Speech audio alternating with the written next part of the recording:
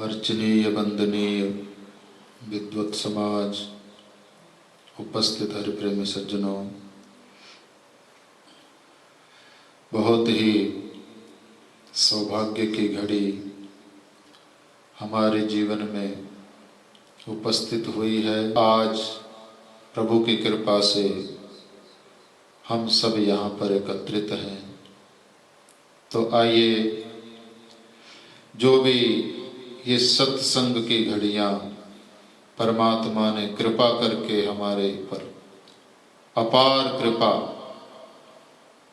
इस नगर में कोई इतने ही भक्तजन या इस मंदिर से जुड़े हुए इतने ही लोग नहीं रहते, परंतु इस परिसर में, इस दरबार में आएगा वही जिस पर मेरे परम पिता परमात्मा अनंत कृपा करेंगे। अनंत कृपा की है। हरि प्रेमियों, हम जो ये जहाँ पर सत्संग करने के लिए बैठे हैं, ये हमारी इस जन्म की पुण्य की कमाई नहीं है। हम पहले जन्मों में भी जब जब हमको मानव चोला प्राप्त हुआ, उस जन्म में भी हमने बहुत सत्संग किया। ये इस बात की गारंटी है, इस बात का प्रमाण है शास्त्रों में कि हम पहले भी जब हमें मानव चोला प्राप्त हुआ, हमने सत्संग किया है। उसी के परिणाम स्वरूप आज हम यहाँ पर पुनः सत्संग हेतु पधारे हैं। अगर हमारे वो जन्म जन्मांतरों की कमाई ना होती पुण्यों की, तो हम यहाँ आ नहीं सकते थे। हम क्या समझते हैं कि हमने विचार किया चलो आज सत्संग हुआ में तो इतने से ही हो गया। नहीं, ऐसा नहीं है। वो परमात्मा स्वयं अंदर बैठ करके प्रेरणा देते हैं, प्रेरित करते हैं कि चलो तुम्हारे पुण्यों के फल भोगने की बेला है, उन पुण्यों को और अधिक बढ़ाओ। हरि प्रेमियों, इसलिए आप आए नहीं हो, आप लाए गए हो। तो आप लाए गए हो तो अब परमात्मा की शरण में बैठ करके हम और लाभ प्राप्त करें। जो भी क्षण हमें प्राप्त हुए हैं, उन्हीं क्षणों में हम परमात्मा के गुणगान करके और अधिक इस मनुष्य चोले से लाभ उठावें। कितना कमाया, कितना खाया, कितना उड़ाया, ये किसी गिनती में नहीं आएगा। आपको कई बार समझाया गया कि जो क्षण जो पल सत्संग में बिता दिए हैं, बस वही लेखे में है, वही परमात्मा की फाइल में नोट होगा वही समय। बाकी तो आपने हीरे के बदले में कांच का व्यापार कर लिया। हीरे की मणि देते रहे और कांच के टुकड़े लेते रहे, जिनका कोई लाभ नहीं। तो आए हरि प्रेमियों, उस परम पिता परमात्मा निराकार ब्रह्म जो राम के रूप में अवतरित होकर के त्रेता युग में श्री अयोध्या जी में महाराजा दशरथ और कौशल्या के गृहस्थ में बाल रूप की लीलाएं कर रहे हैं। आपको ये कथाएं सुनाई जा चुकी हैं पिछले सत्रों में। तो पिछले सत्र में हमने आप लोगों के साथ सत्संग किया था और बताया गया था कि चारों ही राजकुमारों का नामकरण संस्कार किया गया। महाराजा दशरथ के कुल पुरोहित वशिष्ठ जी महाराज के द्वारा चारों ही कुमारों का नामकरण किया गया। जो सबसे बड़े पुत्र हैं कौशल्या के गोद में, उनका नाम श्री राम रखा गया। कैकेयी के पुत्र का नाम भरत रखा गया और सुमित्रा माता के दोनों ही पुत्रों का नाम, एक का नाम लक्ष्मण और एक का नाम शत्रुघ्न रखा गया। और साथ ही वशिष्ठ जी महाराज ने महाराजा दशरथ को कहा था कि हे राजन, ये जो तुम्हारे 4 पुत्र हैं, ये जो तुम्हारे 4 राजकुमार हैं, ये जो है साक्षात भगवान है। साक्षात ऐसे नहीं कि भगवान जैसे हैं, भगवान जैसे नहीं कहा कि ये साक्षात भगवान है। चतुर्व्यूह के रूप में आते हैं भगवान, जब भी आते हैं पूर्ण अवतार में तो चतुर्व्यूह के रूप में आते हैं, 4 रूपों में आते हैं। चारों रूपों का अलग अलग कार्य होता है। तो ये साक्षात भगवान है, मुनियों के ध्यान करने योग्य हैं और जो है भक्तों के भक्ति करने योग्य तुम्हारे यह पुत्र हैं।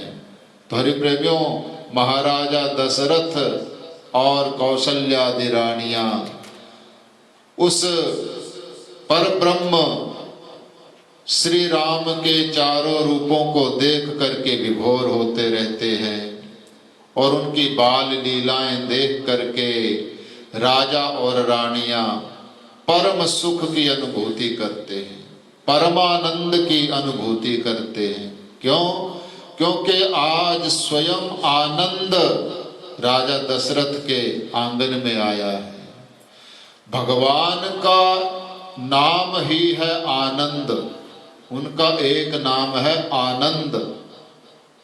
प्रायवाची शब्द होते हैं, जैसे पानी के अनेक नाम हैं, वाटर है, जल है, नीर है, ऐसे ही भगवान के प्रायवाची नाम है आनंद।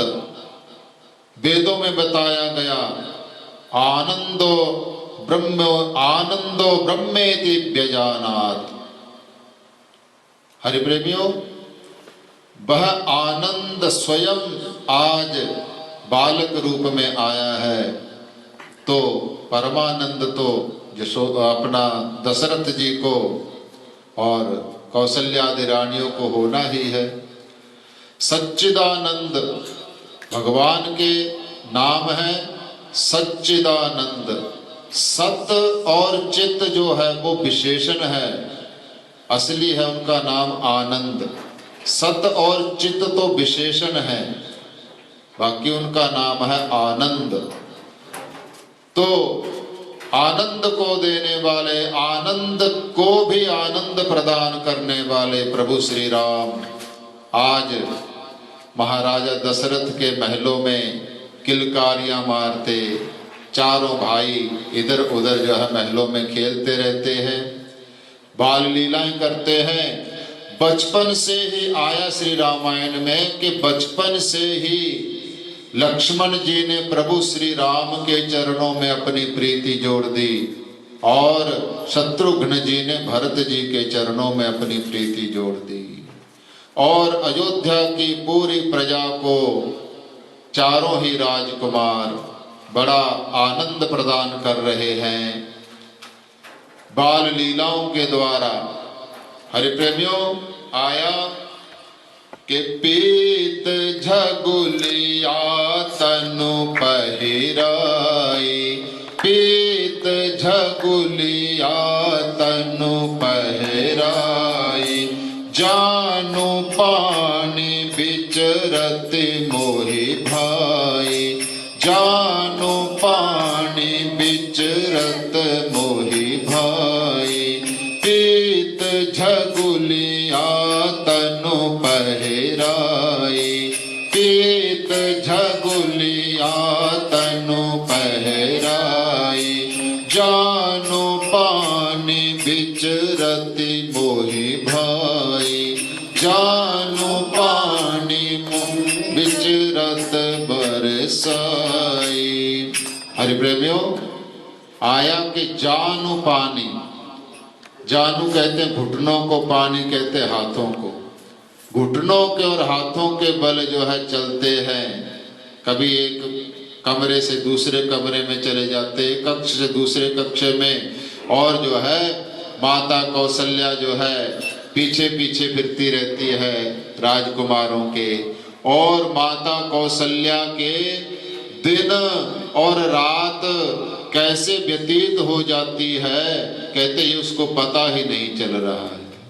तो एक छोटी सी लीला रामायण में आई, बाल लीला ही। भगवान ने बाल लीला करते करते एक दिन क्या लीला की कि एक बार जननी अनबाए, एक बार जननी अनबाए, कर सिंगार पलना पौढ़ाए, कर सिंगार पलना पौढ़ाए, निज कुल इष्ट देव भगवाना, निज कुल देव इष्ट भगवाना, पूजा हेतु कीन स्नाना, पूजा हेतु कीन स्नाना। आया कि एक दिन माँ कौशल्या प्रातः काल ही जगी है, ब्रह्म मुहूर्त में।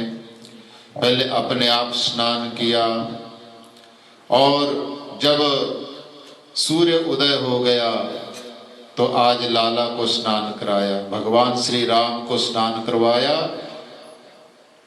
एक बार जननी अनभाए, कर सिंगार पल ना पौढ़ाए।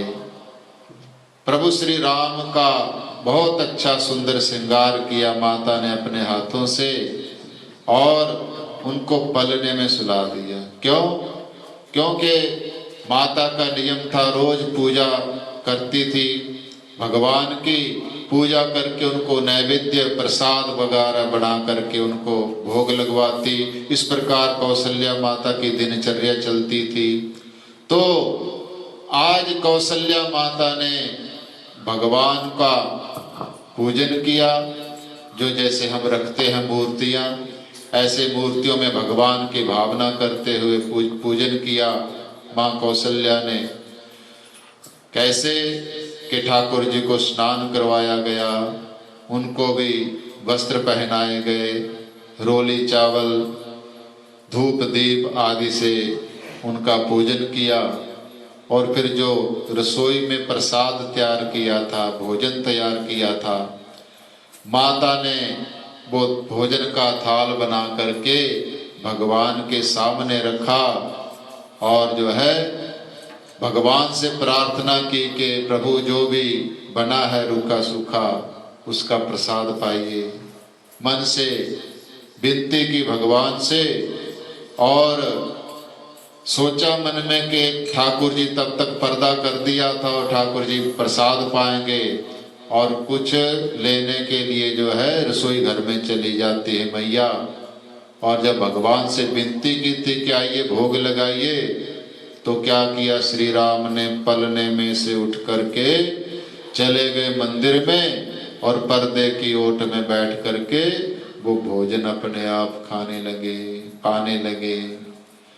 तो कुछ देर बाद जब माता कौशल्या आई कि ठाकुर जी ने भोजन ग्रहण कर लिया होगा, इसको जो है पूरे भोजन में मिला करके उनका प्रसाद समझ करके हम ग्रहण करेंगे, तो पर्दा हटा करके देखा तो श्री राम ने अपना काम प्रारंभ किया हुआ है, तो भोजन कर रहे हैं। तो माता आश्चर्य में पड़ रही है कि इसको बालक को तो मैंने पलने में सुलाया था, अभी छोटा सा है, पलने से उतर कैसे गया ये, और यहाँ कैसे आ गया। और वहां जा करके देखा कक्ष में जहां पर पलने में जो है सुलाया था, वहां भी एक रूप में श्री राम पलने में सोए पड़े हैं। और फिर आती है, वहां भी श्री राम को भोजन करते देखती है, कभी इधर कभी उधर। हरि प्रेमियों, माता आश्चर्यचकित हो रही है कि दो स्थानों पर एक ही लाला कैसे।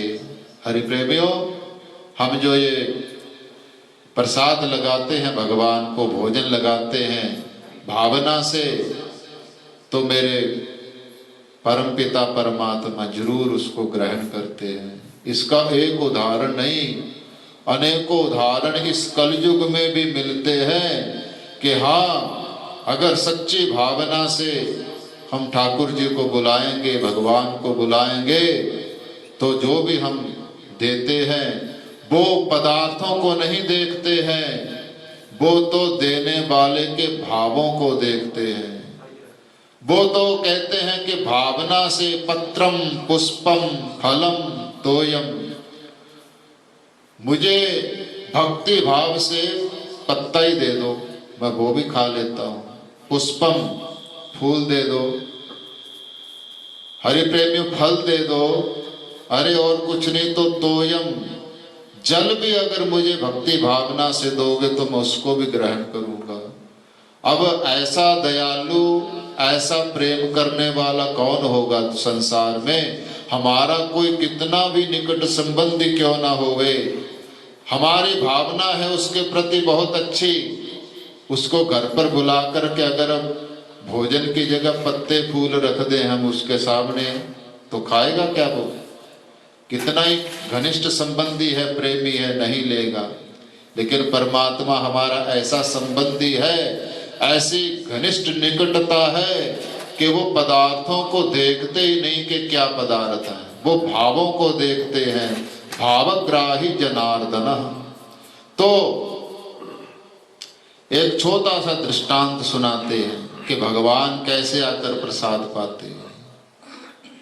बद्रीनाथ धाम है, जो हरिद्वार से बद्रीनाथ धाम का जो रास्ता है, बद्रीनाथ धाम से थोड़ा पहले हनुमान चट्टी नाम का एक स्थान आता है। हनुमान चट्टी, अगर आप गए हो कोई तो वहाँ हनुमान चट्टी नामक स्थान है। वहाँ पर संतों का अन्न क्षेत्र लगाया हुआ था। बहुत समय पहले की बात है, पैदल के रास्ते हुआ करते थे। आज तो सीधा गाड़ी जाती है बद्रीनाथ धाम पर, जहाज चला जाता है। तो उस समय ये नहीं था, सिर्फ पैदल का रास्ता होता था। तो संतों ने आने जाने वाले राहगीरों के लिए गजा करके लाते, पास की नगरियों से, पास के गांवों से अन्न, और बना करके अन्न क्षेत्र लगाते कि कोई भक्त, कोई राहगीर बद्रीनाथ धाम के दर्शनों के लिए जाता होगा, जाने वाला होगा, थका हारा भोजन कहाँ बनाएगा, उसके लिए हम यहाँ अन्न क्षेत्र लगाते हैं। तो खिचड़ी का लंगर लगाया करते थे वो, खिचड़ी का अन्न क्षेत्र चलाते थे, हर रोज खिचड़ी बनती। इस प्रकार बहुत समय हो गया था, संतों का सारा जीवन इसी प्रकार व्यतीत हो चला था। एक दिन बैठे संतों ने प्रार्थना की ठाकुर जी से, प्रभु सारा जीवन हो गया है मुझे आपके ही रूपों की सेवा करते हुए, अन्न क्षेत्र चलाते हुए। प्रभु कभी आप भी आओ ना हमारे अन्न क्षेत्र में, कभी आप भी हमारे अन्न का भोजन ग्रहण कीजिए, भोग लगाइए। तो हरि प्रेमियों कहते संतों ने इस प्रकार निवेदन किया, और वह परम पिता परमात्मा कभी जो है ये दर्शाते नहीं कि मैंने आपके ऊपर ये एहसान किया। वो एहसान नहीं, वो तो कृपा करते हैं हर समय। तो कहते 12 बजे तक लंगर चलता था उनका, 12 बजे के बाद उठा दिया करते थे लंगर, ये नियम था। तो 12 बज चुके थे, 12 बजे के बाद एक वृद्ध हाथ में लठिया लिए, कांपता शरीर लेकर के संतों के अन्न क्षेत्र में पहुंच गया। बाबा जी भोजन की इच्छा है, कुछ भोजन मिलेगा? तो बाबा जी ने कहा कि बाबा जी आप जरा लेट हो गए हैं, हमारा तो नहीं, मैं 12 बजे तक ही चलता अन्न क्षेत्र, तो फिर भी मैं पूछ लेता हूँ अगर कुछ बचा होगा अन्न, तो वैसे तो हमें नहीं लगता कि हम 12 बजे जो है संपूर्ण कर देते हैं। बाबा जी आपने थोड़ा पहले आने में थोड़ी देर कर दी। तो जो और सेवक थे उनको आवाज लगाई कि भोजनालय में कुछ भोजन बचा हुआ कि शेष? तो सेवक ने कहा कि महाराज थोड़ी खिचड़ी बची हुई है, एक आदमी जितना पाले उतना तो बचा हुआ है। तो कहा ले आओ। पत्तल पर रख दी खिचड़ी। वो संत कह रहे थे अपने आप कि वो संत जो अपने आप तख्तपोष पर बैठे रहते थे और जो है वो बूढ़ा बाबा बैठ करके जो है भोजन ग्रहण करने लगा तो खिचड़ी का कौर लेता, हाथ कांपता था, हाथ मुंह तक जाता, खिचड़ी का कौर नीचे गिर जाता था। तो संतों ने एक बार देखा, दो बार देखा, चार बार देखा। तो संतों ने कहा, वो कह रहे थे कि मैंने कहा कि बाबा जी आपका हाथ अच्छी तरह काम नहीं कर रहा, क्या मैं खिला दूं आपको? तो कहते सिर हिला दिया, हाँ खिला दो। और संत कह रहे थे वो जो अन्न क्षेत्र वाले थे कि मैंने उनको जो है 5 कौर खिलाए, 5 गिलास खिलाए खिचड़ी के और हंसने लग गए। कहा बस अब पेट भर गया। तो मैंने पूछा कहाँ बद्रीनाथ जा रहे हो? कहा हाँ बद्रीनाथ जा रहा हूं। तो इस प्रकार जो है वो बाबा जी वो खिचड़ी के कौर खा करके चल दिए। और वो संत कह रहे कि उनके जाने के कुछ ही मिनटों बाद मेरी बुद्धि ने काम किया, क्योंकि वो जो कौर खा करके मुस्कुराए, जो हंसे, कहते वो मुस्कुराहट मेरे भुलाए से भी भूल नहीं रही थी। ऐसी मुस्कान मैंने किसी की नहीं देखी। मेरी बुद्धि ने काम किया। वो संत महाराज कह रहे थे कि हो सकता है मैंने प्रार्थना की थी ठाकुर जी से, वही तो नहीं आ गए इस रूप में। तो आज कहते मैं दौड़ा उनके पीछे, क्या वो तो बहुत हौली हौली धीरे धीरे चल रहे हैं, लठिया के सहारे से अभी यहीं पर गए होंगे, मैं ढूंढ लूंगा उनको। तो कहते मैं मीलों तक दौड़ा पीछे संतों के, उनके कहीं नहीं मिले, गायब हो गए पता नहीं कहाँ।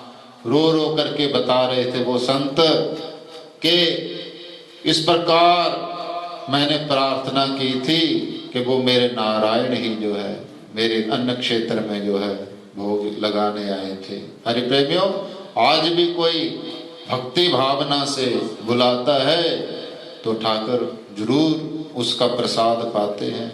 हमें खुद कोई विश्वास नहीं होता है हरि प्रेमियों, जब तक खुद पर विश्वास करते हैं।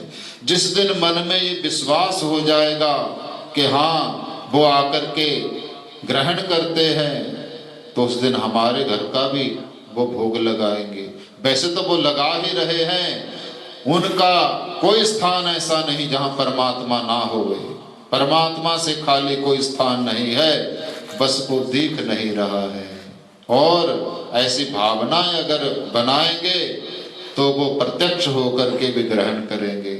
हरि प्रेमियों, तो आज माता कौशल्या आश्चर्यचकित हो रही है कि लाला पलने में भी लेटे हुए हैं और यहाँ पर भी जो है भोग लगा रहे हैं। तो हरि प्रेमियों, माता की जो है इस अवस्था देख करके आज कहते हैं हरि प्रेमियों, भगवान ने आज स्वयं माता को फिर दर्शन दिए थे कि माँ तू प्रार्थना कर रही है कि भोग लगाओ प्रभु भोग लगाओ, तो मैं ही तो हूँ वो जिसको भोग लगा रही है, तो मैं कैसे रहूं इस पलने से बाहर। हरि प्रेमियों, माता को जो है ज्ञान हुआ कि ये तो मेरा पुत्र नहीं, ये तो स्वयं जगत का नियंता है, ये तो स्वयं नारायण है। तो हरि प्रेमियों, अब प्रभु ने सोचा कि माता तो मेरे में भगवान की भावना कर बैठी है, अगर इसको पता चल गया कि मैं भगवान हूँ तो फिर ये मेरा लालन पालन नहीं करेगी, तो ये मेरी पूजा में लग जाएगी। तो आज अपनी जोग माया का फंदा फेंक दिया कौशल्या माता पे। और माया ऐसी भगवान की ऐसी बलवती माया है कि सब कुछ भुला देती है। हरि प्रेमियों, किसको नहीं पता कि परमात्मा स्वयं अंदर बैठे हैं? सबको पता है, लेकिन मानते क्यों नहीं हो? सबको पता है हरि सर्वत्र व्याप्त है, लेकिन मान क्यों नहीं रहे? हरि प्रेमियों, वो माया बड़ी बलवती है। हरि प्रेमियों, वो माया बड़े बड़े जोगियों को, मनों को भी खींच करके संसार में ले जाया करती है। ऐसी बलवती जोग माया है। तो जोग माया का फंदा फेंका प्रभु ने और माता सब कुछ भूल जाती है कि मैंने क्या लीला देखी। वही लाला का जो है भाव रखा, वात्सल्य भाव रखा। ये तो मेरा छोटा सा लाला है, श्राद्ध कर गया, उसको क्या पता मैंने ठाकुर जी को भोग लगाया, इसलिए ये जो है जाकर जूठन कर दिया है। इस प्रकार के भावों में माता को डुबो देते हैं। हरि प्रेमियों, इस प्रकार रामायण में जो है वो जगत का नियंता निराकार होते हुए भी भक्तों के भक्ति में बस में होकर के नर लीला, मनुष्यों जैसी लीलाएं जो है कर रहा है श्री अयोध्या जी में। हरि प्रेमियों, ये लीला के साथ ही हम आज के प्रसंग को यहीं पर विश्राम देवें, क्योंकि समय हो चुका है।